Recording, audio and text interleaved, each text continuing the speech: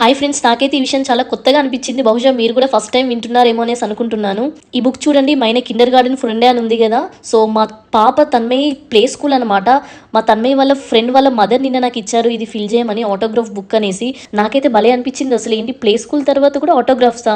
మేమైతే ఎప్పుడో ఫిల్ చేసుకున్నాం. మనకి ఇంత చిన్నప్పుడు మనకు అసలు ఆటోగ్రాఫ్ అంటే తెలుసా ఫ్రెండ్స్? మనం ప్లే స్కూల్స్ లో ఉన్నప్పుడు అసలు మనకు ఆటోగ్రాఫ్ అంటే తెలుసా? అప్పుడు అయినా ఎవరు ఫిల్ చేశారు చెప్పండి? మనం ఆటోగ్రాఫ్ అని అంటే మన 90s కిడ్స్ 10th తర్వాత, ఇంటర్మీడియట్, బీటెక్ తర్వాత అలా మన ఫ్రెండ్స్ ఆటోగ్రాఫ్స్, ఇంకా మన టీచర్స్, ప్రొఫెసర్స్, లెక్చరర్స్ తీసుకున్నాం. కానీ ఇప్పుడు చూడండి ఇక్కడ జర్మనీలో నాకైతే నిజంగా కొత్తగా అనిపించింది. ఏంది ప్లే స్కూల్ అయిపోతా ఉంటూ కూడా ఆటోగ్రాఫ్స్ ఫిల్ చేయించుకుంటున్నారు. ఇది భలే అనిపించింది నాకైతే.